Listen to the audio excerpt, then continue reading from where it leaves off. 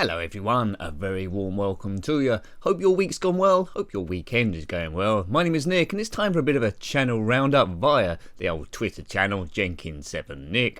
Thank you to everyone that's friends with me on Twitter and watching the YouTube channel as well. So let's just have a bit of a chinwag, bit of a catch of what's happening. No stress, try and ease the stress and have a little bit of fun as well. See what's been happening in the world events, the ones I've actually noticed. So where did we get up to last time? Oh yes, right. So we're starting from last Monday. Every Monday, it's really called Mega Drive Monday, but they tend to go up every Monday. I had a look at a game called Fatal Fury on the Sega Genesis or Mega Drive, depending on where you are in the world. It's a sort of like fighting game. I was quite impressed with this. I've been told it plays a little bit better on the Neo Geo, not a system I am familiar with. But it's a game that doesn't take any prisoners, really. You have to be good at learning your special moves. I remember back in the day on the Commodore Amiga playing Street Fighter 2, and you could just button mash and get random special moves. On this one, it's a bit unforgiving, and I certainly got my head kicked in throughout that whole game. There is a sequel to Fatal Fury that I might come to at some point, so we started the week with getting, beaten to a pulp, really. Hooray! Now, I don't intend to do iOS operating system games that regularly, but I have done a few. Yeah, I know, who knows? It's pretty much random, this channel, so we'll see what happens. But I had to cover this one because we're into retro. You're probably aware of Pong on the Atari. It's an arcade cabinet in 1972. It's a digital tennis game. This is Super Pong on the iPad or iOS operating system, although I think it might have come out on Android, I'm not absolutely sure. But you basically knock a square ball around from one side to the other. You've got to beat your computer opponent, and the first one to 7 wins. With Super Pong, it's had a bit of an overhaul. There's 2 other games you can play there with slight variants. One's got power-ups and one you can do sort of like power, but it's good there. And the music, which I didn't really notice at the time, is Gangnam Style, and not throughout the game, just in the titles. That's quite good as well. So well worth looking at. Developed by Denislav Kochev in 2019, so fairly recent. A good spin on Pong, so if you're looking for a Pong clone on the go, then Super Pong is a good one to go to. It was free of charge, this game, but you do get adverts in there. In the review, I edited the adverts out. So it's not all about computer games, although mostly. Now, films that are coming out, everyone's talking about The Rise of Skywalker, but another film come out at a similar point called Cats, based on Andrew Lloyd Webber's West End musical show, and it isn't very popular. It's set to lose £71 million. That's quite a lot, so no matter how badly you've done last year or this year, you're going to make £71 million more than this film. I was a bit flippant here. Cats. Who's giving them the money? See what I've done there? See what I've done? Yes, but anyway.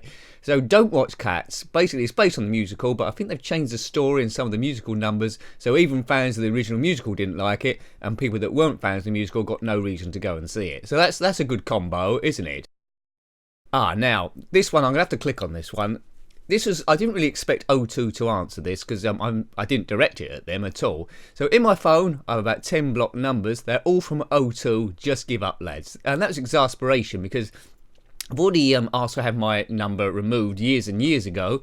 Occasionally I get a phone call from a number I don't recognise. And then when I Google it, because there's lots of people that answer it on forums, it turns out it is another number from O2, so then I have to block it again. Yes, I think there's like websites like Who Called Me, things like that, where people type in the numbers and who it was. Now, I don't, this person here, it could be a man, it could be a woman, they're employed by O2 to be their customer services, so no doubt whenever an O2 thing comes up, they have to answer it no matter what. So I don't forgive them. They've done an exemplary job here. But anyway, I didn't really want a conversation about it because I know O2 can't do anything. So anyway, hi Nick, do you need any help with anything? Well, okay, so if they're being monitored by O2, their company, that's a pass so far. Right, I politely said, not really. Over the years, you just keep calling me on different numbers for a reason unknown. I think originally they wanted to sell me an upgrade or something. It's very annoying. Guess you got my number in a dial or something. Right, I thought that'd be the end of it. No, and it says, you can opt out of calls from us by updating your premise here. I've already done that years ago, and I'm no longer a customer of O2. I didn't want to get involved in conversation because this would go on forever. And although this person is great, I've got no confidence O2 can do anything about it. So I just said, it's a nice idea, but it doesn't work. You still keep calling. I will just block each number that you attempt to call me on. It's the easiest way. So I thought that would probably be good enough for them to pass their monitoring if O2 are doing that.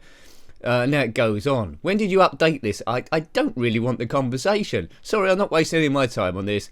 Okay, let us know if you need anything further help with you, Nick. So, all nice and polite.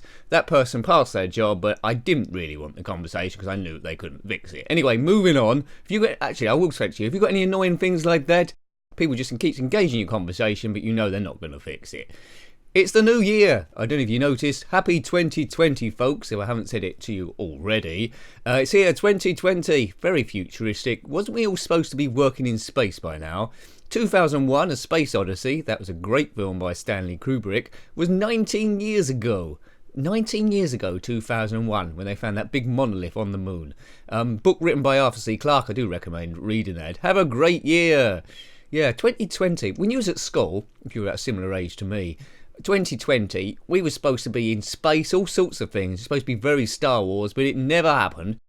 I think anything's you can learn like that, like Back to the Future 2, 2015, those flying cars. It looks like technology advances slower than you think. So maybe we will be on the moon in the year 3000, I don't know.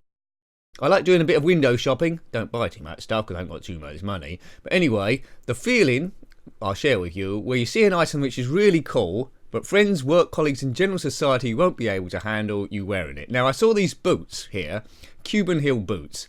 I think they're absolutely brilliant. I don't own any Cuban heel boots, but I'd like to. There's the sort of thing you expect Prince to wear. Maybe people like, I don't know, Russell Brand or Noel Fielding could probably wear those. I'd like to wear them also, but I think unless I was famous, I think there'd be too many comments on it. And also as well, I don't think they're good for running away from things, so if you got chased by a dog, I think you'd be doomed. But I probably can't afford those shoes anyway, but they do look rather cool. Have you got any clothes that you'd like to buy, but you're a bit worried about what people will say, or should you just do it anyway? What are your thoughts there? Oh, God, yeah. I mean, you must share this one. Someone had told me, this is just after Christmas, they've spotted Easter eggs in the shops. I should have been shocked, but for some reason, I'm not at all. It's commercialism, isn't it, really? Pancake Day is a big one. Well, I think we can all agree there. That's the one everyone gets the most excited for. Let me know when pancakes are on the shelves. And a few people answered that. Pancake Day, capitalism, shopping, and all that sort of stuff. I wouldn't be surprised if in June sometime they launch Christmas too to up prices. I don't do many retweets, but here's one. It's a lovely one, actually. As soon as I saw this is great. This is from NASA. Satellites have gone all round the moon, taking pictures. And look at that. That's great. Why look at the moon on a telescope when you can just see it rotating around that? Recognise anywhere nice? I can't see Neil Armstrong's footprints anywhere. I think they landed in that big black volcanic bit there, but that's absolutely cool. I wish they had one of Mars as well, but that's pretty super. I could watch that for hours. It could be a good screensaver back in the day when we used screensavers. I caught this as well. This is a bouncy castle, an inflatable bouncy castle in the shape of the Millennium Falcon. I think it's about 30 feet by 30 feet this, so you couldn't put it in your spare room. It's by Magic House Inflatables. It costs $9,495. Unless you're Jabba, you need to take off your shoes, not lightsaber proof. Now look at that thing. If I can get that thing off. Yeah, we go. Millennium Falcon. That's about 30 feet by 30 feet, I think. So kids go in that door, jump all around, and make the jump to hyperspace. That'd be pretty good fun, wouldn't it? I don't know if as an adult I might get stuck in there and might get a little bit embarrassing when the fire brigade have to rescue me from an inflatable Millennium Falcon, or it punctures and it does a massive fart noise for about 4 hours. Yeah, that would make the jump to light speed with the air escaping. But that's cool but not practical. $9,495 if you've got that floating around. Pinball, FX3 by Zen Studios. Did a bit of a roundup of the last 3 tables we reviewed. White Water, Red and Ted's, Roadshow and Hurricane. All good free tables. Said it before, I'll say it again. Not really the most watched thing on the channel, but I like going in through them. Excellent stuff. Good digital recreations of real life tables, and they are getting quite realistic now as we go forward. Yeah, I don't like where I'm working at the moment. It's all stress city. Don't know where you're. Probably it's like surviving week by week. There we go. But that's quite a lot of people in a similar situation. And I was thinking, how much do extras get paid in EastEnders? I suppose there's a big list to be an extra in EastEnders. But I've got an East End voice. If you're watching this, producers of EastEnders, offer me a job as an extra or a talking part. You know, I could be one of those extras that minds people's market stalls. Hey Nick, can you mind the stall a bit? Yeah, okay. What are the prices? Oh, he's gone. See, that's top axing by me. So yeah, so share this, retweet it everywhere. Say Nick would be ideal as an extra on EastEnders, or maybe a main character. Maybe I can be brought in as a bother boy. What do you think? Yeah, leave it out, mate. Yeah, see, look, I've got it. Oh, there we go. So I can leave my job, which I hate, and do that instead. Hurrah! Hurrah! Hurrah! Hurrah! Now we get most recently, I think this is just yesterday, it was just yesterday, Prison Riots we reviewed on the Spectrum. Spectrum games are the most popular thing on the channel, and that's what I always continue doing. It was the first computer I owned, so there we go. Prison Riot, it's a bit naughty this game really, because it's by a player's premiere, and it's just a rehash of the first 3 Joe Blade games, 1, 2 and 3 that we reviewed. So you want to have a look at that, but you get a lot of deja vu if you're used to playing those other games. So it's a good game on its own, but it's just not offering much. I would have preferred it on a cover tape, but I think it's a bit of a cheeky release, releasing that. I'm not rich, as I told you before, but I've always wanted to have a collection of classic sports cars. You know, you might have seen in Grand Theft Auto, you have a big hangar with lots of sports cars just parked in there that you can get in and stuff. Thinking though, I could just buy those scale 1 to 24 models and edit myself into the picture, standing by them full size. Great, eh? No one will ever know the difference until I try to give them a lift up the shops.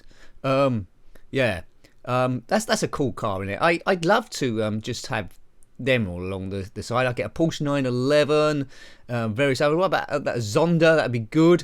So when I put this up, a few people shared their collections as well. It's always nice having a car on the front there. So I've done a bit of a retweet. I don't really normally do those. Look, there's a nice DeLorean there. I think that's from Back to the Future Part 1. I've got that version of Part 2, so that's pretty cool. A nice DeLorean. Retweet me or post me your car collections. It's not too late.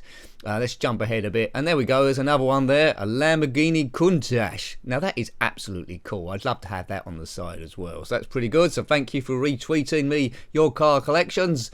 And the other Spectrum game we reviewed yesterday was Mask 2 on the ZX Spectrum 128K, so expect a lot better music there. There's a lot of chaos going on in it. It's a bit jumpy, but do watch the review to know what I'm talking about. It's based on the cartoon and more the toys from Kenner. But, you know, I didn't like the first game, and this game, although the cars look rather cool, you can control, playability suffered quite a bit. Lamborghini Countach, right, okay. Oh God, I don't know if you watched this yesterday. If you're in the UK, I'm watching this new show called The Masked Singer. It's like a bit of a talent show, really, and essentially you've got celebrities, which are masked, so you don't know who they are, dress up in elaborate costumes in a singing competition against one another, and each week the worst one gets voted off. And when the worst one does get voted off, they take off their mask and you find out who it is. Now, I was following a Twitter feed for this, The Masked Singer, or Behind the Mask, and everyone hated it. They thought it was a disaster, but because we've been watching it a little bit, your time's then invested because we want to find out who the Masked Singer is. And, you know, it's a great format, but a terrible, terrible show. So I'm probably going to watch that every week, but it's rubbish. I won't tell you who the Masked Singer that got voted off this week, but they're from a soap. Anyway, next going on. This was right this morning, so very recently. You know, we've all got stressful lives, and once in a moment you're in an area of serenity. My one is Sunday morning. It's my favourite time in the week. Before I get up, so you're just staying in bed still, you've just woken up. And, you know, nothing matters to nobody. If I could stay in that precious moment forever, it would be pretty awesome. Good morning, everyone. Although you're probably watching this in the afternoon or the evening. And the most recent game we put up today by the Oliver Twins Codemasters, Fantastic Dizzy. Yeah, his family always getting kidnapped, so it's pretty much in the vein of all the other Dizzy games. Before Christmas we reviewed Christmas Dizzy, which is a demo version of this. It's probably the best graphically out of all the Dizzies on the Amiga at least, so have a look at that. I didn't get too far there, and there we go. So thank you. If you want to follow me there, it's Jenkins7Nick, or if you want to retweet this pin thing or any of the videos, then thank you very much. A huge thank you to people that have been liking it and retweeting it. That helps get the word out there. As I say, if you want to tweet me your cars collections and stuff like that, I'd probably put it in the next roundup there. Hooray! And I'll probably retweet it too. I do like a good car model. I need to get some more. So yep, excellent stuff. Thank you once once again, take care of yourself. Good luck for the following week. Let's try and keep stress out of it. I'll try and put a few videos up. So if you're feeling a bit stressful, then watch this, do a comment or contact me. Until next time, take great care of yourself and a very fond goodbye. Goodbye.